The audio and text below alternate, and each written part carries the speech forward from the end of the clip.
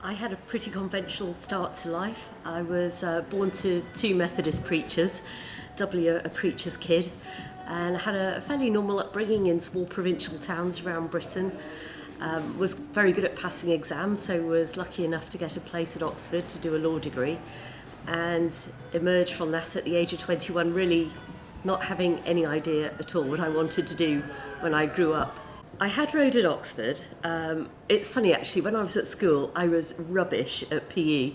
I was rather small for my age, still am, and nobody wanted me on their team because I couldn't catch, couldn't throw, wasn't really very good at any of the traditional girls' sports.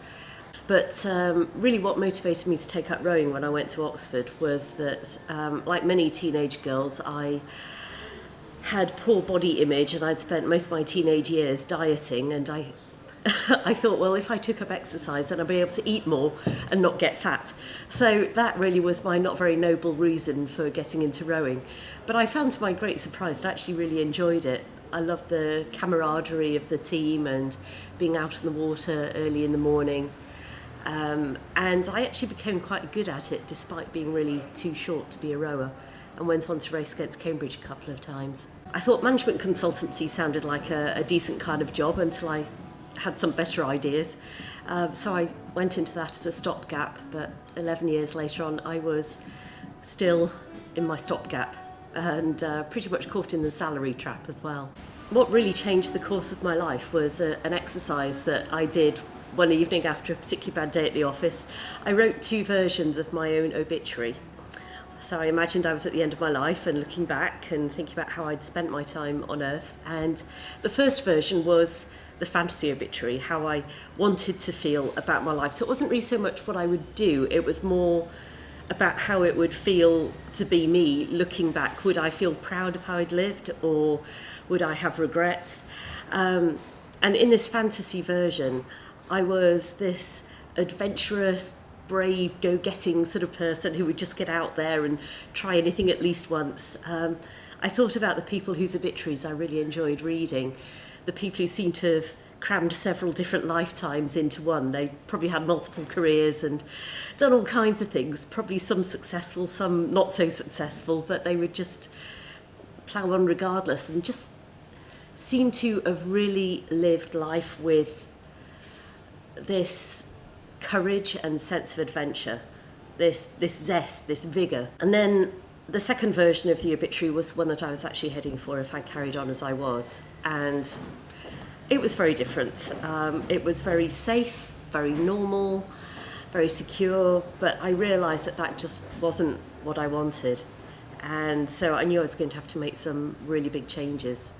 I tried to pretend for a bit longer that I really did enjoy management consultancy, but I think once you've had a vision of an alternate and much more exciting future, it's very hard to be satisfied with the rather more mundane life that you're actually living. I wish I could say it was a very conscious choice to make this big transition, but looking back now, it seems more like I managed to sabotage the things that were going on in my life at that time, the stable relationship, the career, until I was really in a position where I had nothing left to lose. So it was around that time in my mid-30s by this point when I was going through this radical personal reinvention that I had my environmental awakening.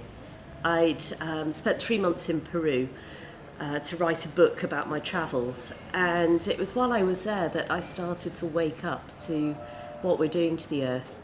I went with about 30,000 Peruvian Indians up to a glacier in the Andes on a pilgrimage, and they were telling me how this glacier was retreating and retreating every year as they went back there. So I came back from that Peru trip very inspired to find out more about what is happening with the planet, with climate change and loss of biodiversity and ocean acidification and all of these things. And what I found out really terrified me. And I was also really quite mortified that I'd been so ignorant about all this stuff for so long. And I thought with great shame and guilt about how careless I'd been as a consumer, as a traveller, as someone throwing stuff away, although there is really no away. And I thought I have to do something about this.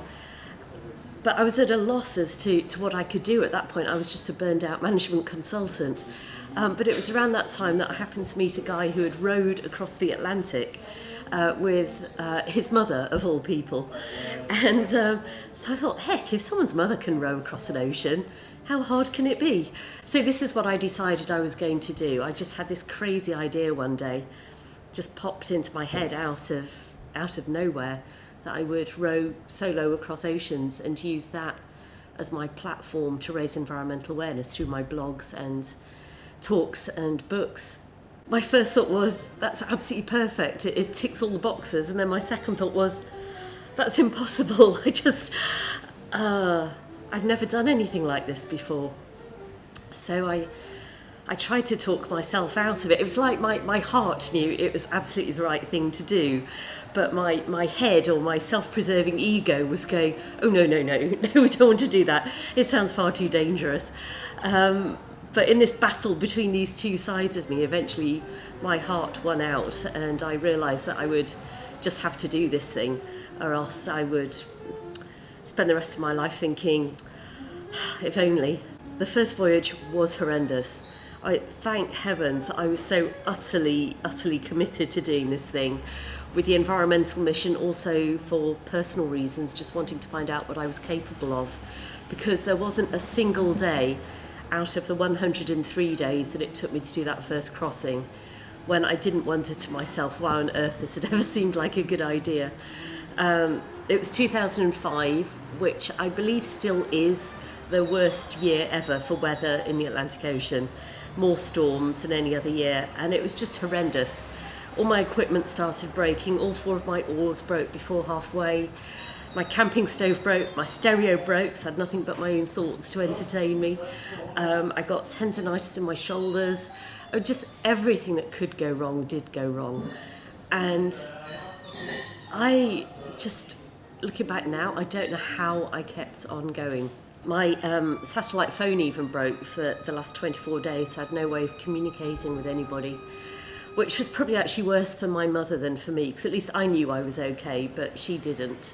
And we'd lost my father just the year before, so I have put my poor mother through some real trials and tribulations over the years, but it has actually brought us a lot closer together, so that has been one of the good things to come out of all this. So my second ocean crossing, the Pacific, didn't get off to a flying start.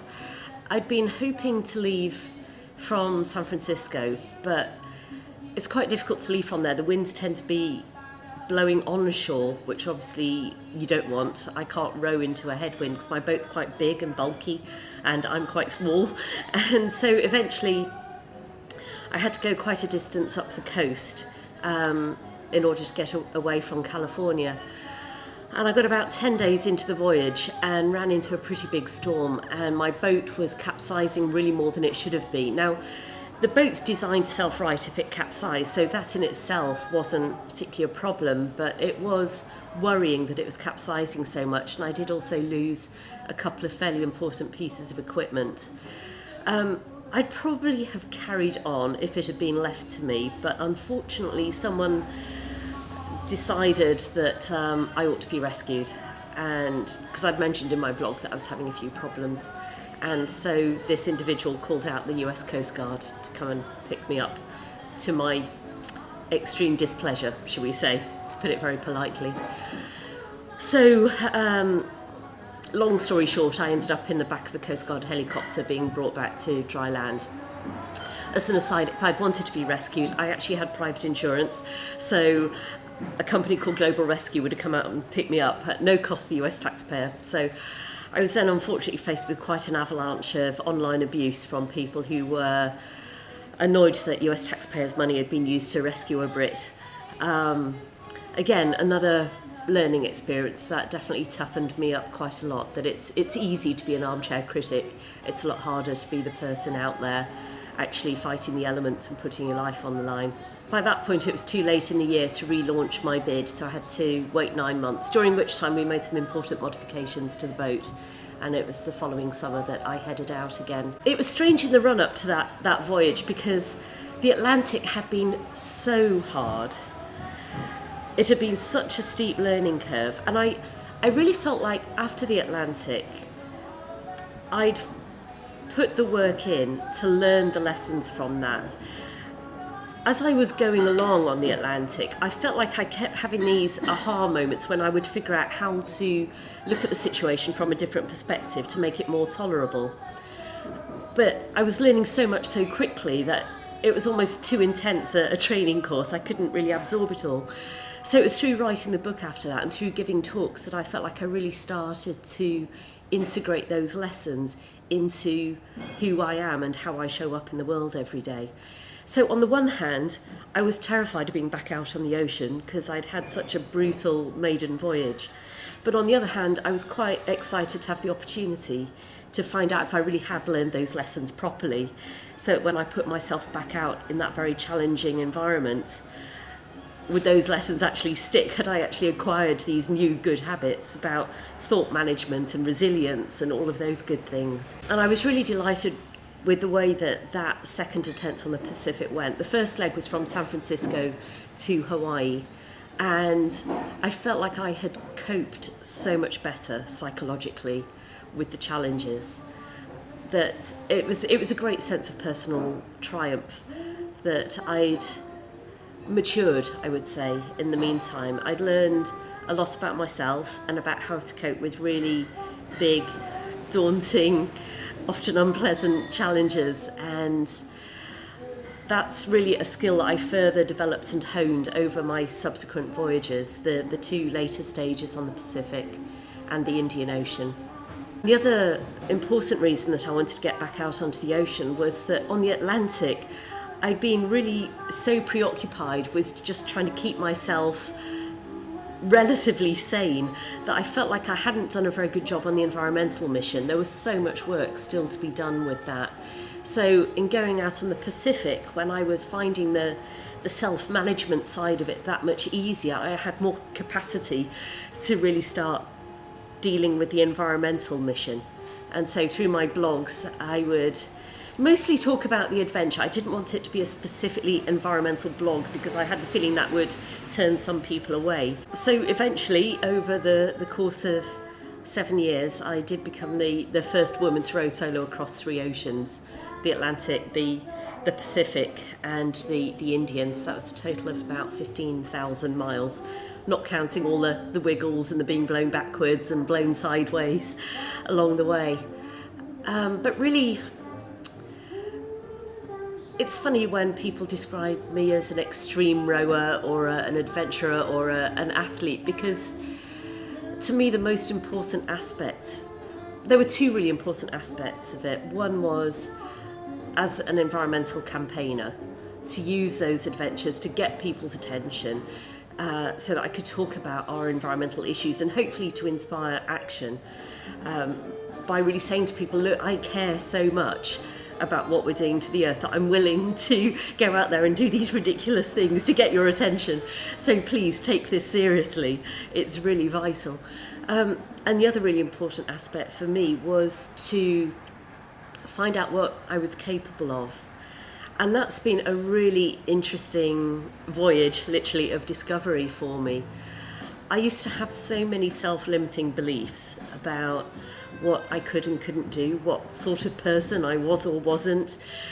And I've realised that so many of those were just stories that I told myself, stories that maybe a lot of them came from childhood, a lot of them were subconscious, and I didn't even really notice that they existed until I had these very long and very intense periods of solitude on the ocean.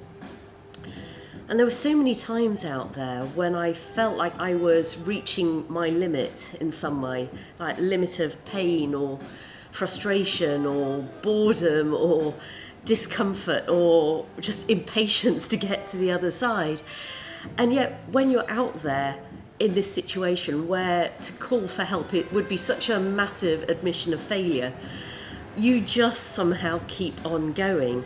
And as you keep on going past that point where you thought the limit was, when you get to it, you find out it just evaporates. That the limit actually only existed in my own mind. It wasn't real at all. And so that that has been such a valuable learning for me, that I've realised that so many of those limitations were entirely self-imposed. And I try, I don't know if there's an easier way for individuals to find out that lesson for themselves. I try and share it from my experience, but I think ultimately everyone maybe needs to push themselves way out of their comfort zone in that way to find out that it is possible to survive it. And in fact, there's a reframe around that I found very helpful. I was rowing along one day, this was on the Atlantic, when I learned so many useful lessons. And my inner dialogue was all extremely negative, as it was a lot of the time.